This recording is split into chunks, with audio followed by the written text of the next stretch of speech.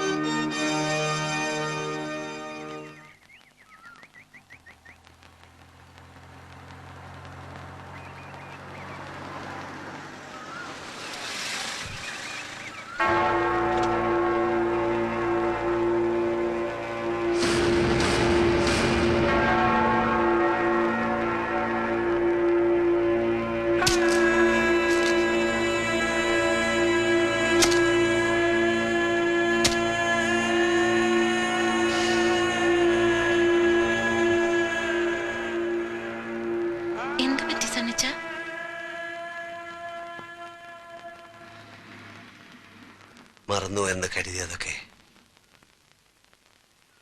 ഞാൻ ഓർത്തുപോയി. അപ്പച്ചന്റെ മരണത്തെ കുറിച്ച് മരിച്ചതല്ല, കൊന്നതാണ്, കൊന്നതാണ്, കൊന്നത്.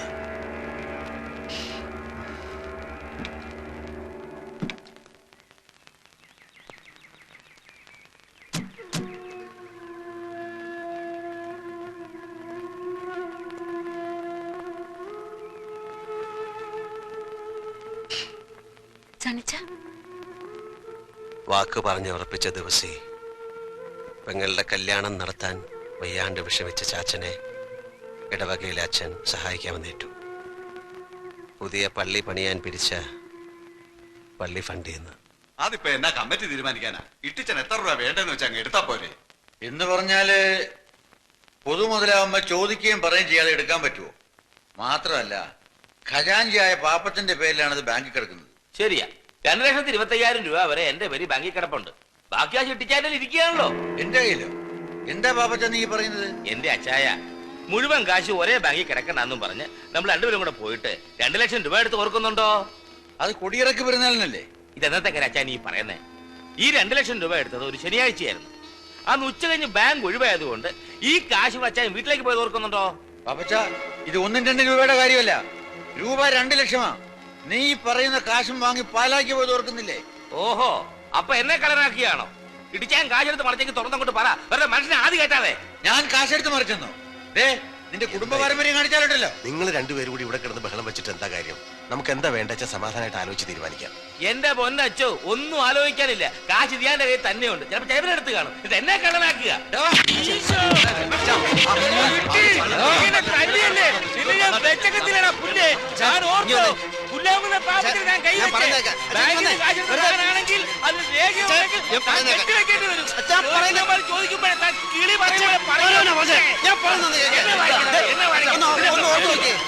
കള്ളം പറയത്തില്ല അച്ഛൻ എന്തോ തെറ്റ് പറ്റിയതാ.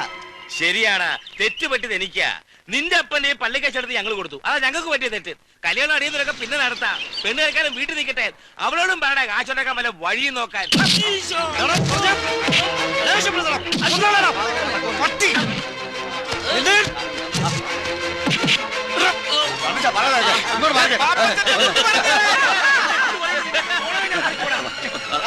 എന്റെ അപ്പനെ കള്ളനാക്കിയിട്ട് നീ ഇവിടെ ജീവിക്കത്തില്ല. അടുത്ത പള്ളി കമ്മിറ്റിക്ക് മുമ്പ് കാശ് ഇരയെ കൊടുത്തില്ലെങ്കിൽ അടുത്ത പെരുന്നാളിനെ കാണിക്കത്തില്ല. ഓടാ പുല്ലേ.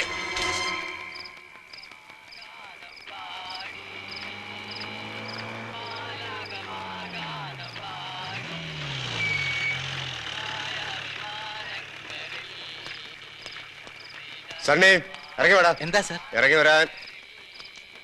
എന്താ സാർ? നീ ആരാടാ? പാലമറ്റത്തെ രാജകുമാർ. കാര്യം എന്താണെന്നാണ് ചോദിച്ചത്. നീ അറിയേണ്ട കാര്യമാടാ.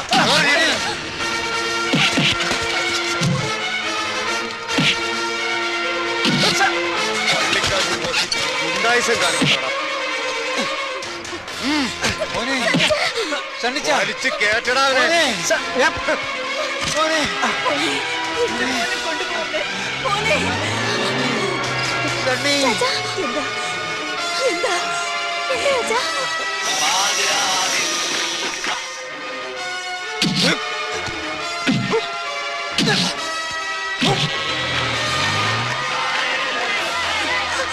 കർത്താവേ, റോഡ് ബ്ലോക്ക് ആയല്ലോ.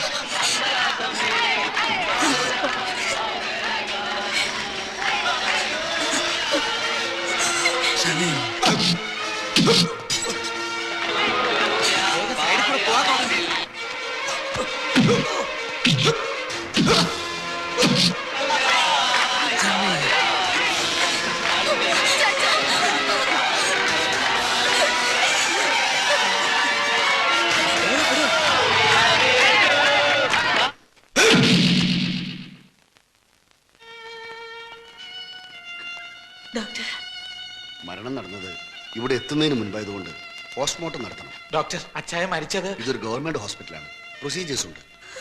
പിന്നെ എന്തെങ്കിലും കോംപ്ലിക്കേഷൻസ് വന്നാൽ അത് ഒഴിവാക്കാനാ.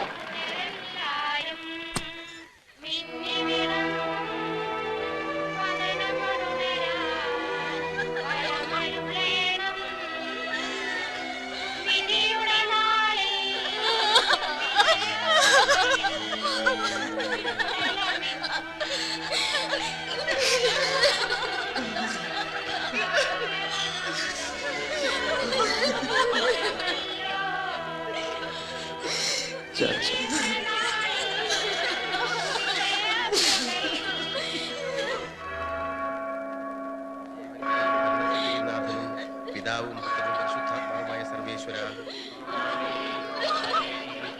സകലത്തിന്റെയും നാഥനായ ദൈവം തന്റെ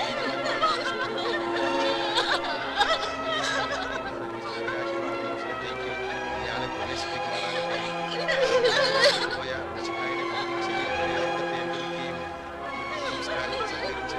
ഇയാളെ ബഹുമാനിക്കുകയും ചെയ്ത നിങ്ങളെല്ലാവരെയും ദൈവസമൃദ്ധമായി അനുഗ്രഹിക്കുമാറാകട്ടെ.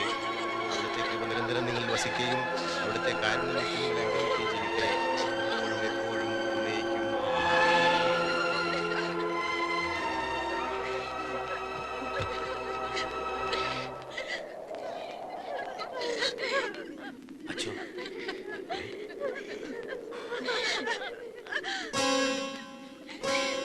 പാപ്പച്ച, ഇത് ഇട്ടിച്ചന്റെ മരണം ആത്മഹത്യയാണെന്നുള്ളതിന്റെ പോസ്റ്റ്മോർട്ടം റിപ്പോർട്ടാണ്. പക്ഷേ ആ സ്ഥിതിക്ക് ഇവിടെ അടക്കണോ അതോ?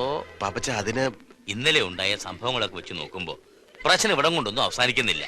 പിന്നെ പോലീസ് അന്വേഷണമായി ശവം മാന്തലായി ആകെ കുളവാകും. എനിക്ക് എന്റെ തടി നോക്കണം. ഒരുമാതിരി മറ്റേ വർത്തമാനം പറയരുത്. എന്റെ മടി കിടന്ന ഇട്ടിച്ചായ മരിച്ചത്. വിഷം കഴിച്ചാലും മടി കിടന്ന് മരിക്കാം. നീ ആരാണ് ഇതൊക്കെ പറയുന്നത്? പക്ഷേ എന്റെ അപ്പച്ചന്റെ ശവത്തോട് പക തീർക്കരുത്. നമ്മൾ തമ്മിൽ എന്തെങ്കിലും പ്രശ്നം ഉണ്ടെങ്കിൽ നമുക്ക് പറഞ്ഞു തീർക്കാം എങ്ങനെയെങ്കിലും. എന്റെ അപ്പച്ചനോട് ഇനി നമ്മൾ തമ്മിൽ എന്താടാ പ്രശ്നം? നീ എനിക്കിട്ടൊന്ന് തല്ലി, അത് ഞാൻ പോലീസിൽ പരാതിയും കൊടുത്തു. അത് വേറെ വിഷയം. പള്ളി വേറെ, പോലീസ് വേറെ. പക്ഷെ തിരുസഭയുടെ നിയമവും കാര്യങ്ങളും എല്ലാവർക്കും ബാധകമല്ലേ? ഇന്നിപ്പം നിന്നെ കൊണ്ട് കരഞ്ഞ് കാലൊടിപ്പിച്ച് ഇട്ടിച്ചാൻ ഇവിടെ അടയ്ക്കുന്നതിന് ഇരിക്കട്ടെ. പക്ഷെ നാളെ മുതൽ വിഷം നിന്ന് മരിച്ചവനെയും കെട്ടിത്തൂങ്ങി ചത്തവനെയും ഇവിടെ അടയ്ക്കേണ്ടി വരില്ലേ? മാനം മര്യാദയ്ക്ക് മരിച്ച അപ്പനപ്പന്മാരെ അടയ്ക്കിയ സിമിത്തേരിയായത്. ഇത്തരക്കാരെയൊക്കെ അടയ്ക്കൽ മനുഷ്യർ വെറുതെ ഇരിക്കുവോ? പാപ്പച്ചേ, ഡോക്ടർക്ക് പറ്റിയ എന്തോ പിഴവാ. ചാച്ചൻ പൈലിയുടെ മടി കിടന്ന മരിച്ചേ. അയ്യോടാ, ഡോക്ടർക്ക് പിഴവ് പറ്റാനോ? നമ്മുടെ അമ്പാർ നിരപ്പിൽ അവതുകുട്ടിച്ചാന്റെ മകനാ പോസ്റ്റ്മോർട്ടം ചെയ്ത ഡോക്ടർ ജോർജ് വർഗീസ്. ബഹുമിടുക്കനാ. അവൻ ഇങ്ങനെ ഒരു സർട്ടിഫിക്കറ്റ് ഉണ്ടായി കൊടുത്തിട്ട് എന്നാ കിട്ടാനാ? അച്ഛേ, ചാച്ചനെ ഞങ്ങളുടെ കുടുംബ കല്ലറയിൽ അടക്കണം. ഇല്ലെങ്കിൽ മരണം വരെ ഞങ്ങളുടെ കുടുംബക്കാർക്ക് മനസ്സമാധാനം കിട്ടത്തില്ല. എന്റെ ഭാഗത്ത് എന്തെങ്കിലും തെറ്റുണ്ട് ക്ഷമിക്കണം. കുമുസാരോ മാനസാന്തരം ഒക്കെ പിന്നെയാവും. പള്ളിക്കാർ ഇട്ടിച്ചാന്റെ പേരില് സാമ്പത്തിക ക്രമക്കേടിന് കേസ് കൊടുക്കാൻ പോകുന്ന സ്ഥിതിക്ക് നാളെ ആരെങ്കിലും ഞാൻ തല്ലിക്കൊന്നും പറഞ്ഞ് പോലീസ് കേസ് കൊടുത്താലോ? അടയ്ക്ക ശവം പിന്നെയും മാന്തേണ്ടി വരും. സിമിത്തെല്ലാം അത് വലിയ പൊല്ലാപ്പാകുന്നേ. പിന്നെ ഞങ്ങൾ ഇടവക്കാരെ വാക്ക് കേൾക്കാതെ അച്ഛന് സിമിത്തൽ നടക്കണമെങ്കിൽ അയക്കോ. ഞാൻ കാര്യം പറഞ്ഞു. പിന്നത്തെ കാര്യമൊക്കെ ഞാൻ നോക്കിക്കോളാം. ഇട്ടിച്ചനെ ഇവിടെ അടയ്ക്കാം. വേണ്ടച്ചോ, ആരുടെ ഔദാര്യം വേണ്ട. എന്റെ അപ്പനെ തെമ്മാടിക്കുഴിയിൽ അടയ്ക്കാ മതി. വിഷം തിന്ന് ചത്തവന് തിരുകർമ്മങ്ങൾ കൊടുക്കാൻ പാടില്ല എന്ന നിയമമുള്ളപ്പോ അച്ഛനായിട്ട് തെറ്റിക്കണ്ട. സണ്ണിക്കുട്ടി, വേണ്ട. ഇടവക പ്രമാണിമാരുടെ കാല് പിടിച്ച് എന്റെ അപ്പനെ ഇവിടെ അടയ്ക്കുക. അപ്പന്റെ ആത്മാവ് പോലും എന്നോട് പൊറുക്കില്ല. നീ കോഴ കൊടുത്ത് വാങ്ങിച്ച ഈ കള്ള സർട്ടിഫിക്കറ്റ് തിരുത്താൻ പാലോമറ്റത്തുകാർക്ക് ഇന്ന് ഗതിയില്ല. പക്ഷെ എന്റെ ദേഹത്തൊഴുകുന്നത് ഈ ഹൃദയം പൊട്ടി മരിച്ചു കിടക്കുന്ന സാധു മനുഷ്യന്റെ രക്തമാണെങ്കിൽ ഇതിന് ഞാൻ നിന്നോട് എന്തെങ്കിലും കണക്ക് തീർക്കും. ഓർത്തോ? വഴി വട തെമ്മാടി പറമ്പിൽ കയറാൻ നാണമുള്ള ഒരുത്തരം ഈ പെട്ടി തുറന്ന വേണ്ടച്ചോ വേണ്ട.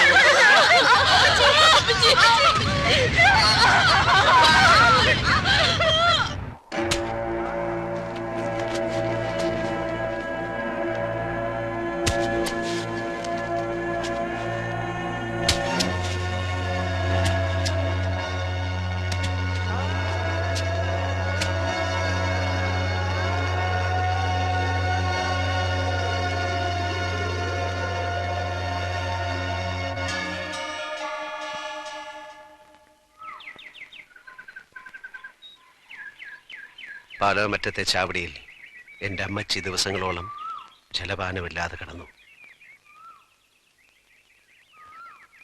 എൻ്റെ ഒരു പഴയ സുഹൃത്തിൻ്റെ അഡ്രസ്സുമായിട്ട് ഞാൻ ബോംബെയിലേക്ക് വണ്ടി കയറി. ദിവസങ്ങളോളം മേൽവിലാസക്കാരനെ തേടി ഞാൻ നടന്നു, കണ്ടില്ല.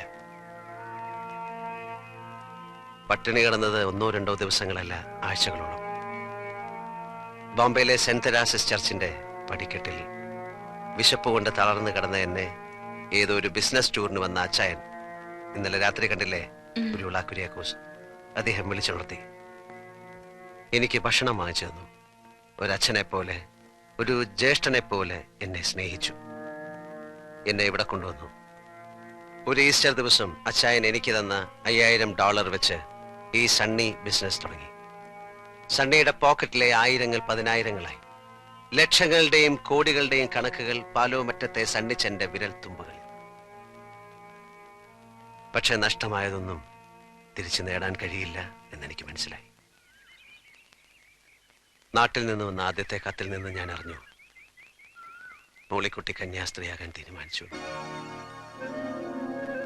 വിവാഹ സ്വപ്നങ്ങൾ കൊണ്ട് നടന്ന എന്റെ അനിയത്തി അതെല്ലാം മറന്ന് കന്യാസ്ത്രീ പട്ടമിടാൻ തീരുമാനിച്ചപ്പോ ഞാൻ തോറ്റു. നൊമ്പരങ്ങളെല്ലാം ഉള്ളിലൊതുക്കി ഞാൻ ഇന്നും ഉയരങ്ങൾ കീഴടക്കും. നാട്ടിലെ വീട്ടാക്കടങ്ങൾ മറന്നിട്ടല്ല, എന്റെ ചാച്ചനെ കൊന്ന പാപ്പച്ചനോട്, എന്റെ ചാച്ചന്റെ മരണം ആത്മഹത്യയാക്കി മാറ്റിയ ഡോക്ടറോട്, അതിനെല്ലാം ഒത്താശ പാടി എന്നെ ലോക്കപ്പിലിട്ട് ഇടിച്ച SIയോട്. വീട്ടാ, ഇന്നെനിക്ക് നിസ്സാരമായി വീട്ടാ. പക്ഷെ എനിക്ക് ഒരു വിലങ്ങ് കാത്തിരിപ്പുണ്ടാവും. ഇനി അതുകൂടി കാണാൻ എൻ്റെ അമ്മച്ചിക്ക് ത്രാണി ഉണ്ടാവില്ല. പിന്നെ സാന്ദ്ര, നിനക്ക് വേണ്ടിയും ഞാൻ ഈ കടങ്ങളൊക്കെ അവധിക്ക് വയ്ക്കുന്നു. സണിച്ചായ, ഞാനിവിടെ ഇറങ്ങിക്കോളാം.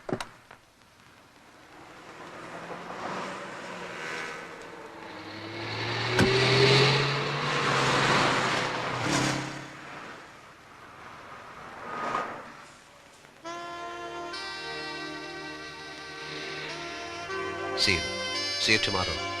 നാളെ ഞങ്ങൾ വരുന്നുണ്ട് നിന്റെ പപ്പയെ കാണാൻ, കണ്ട് കല്യാണം ഉറപ്പിക്കാൻ. ബൈ.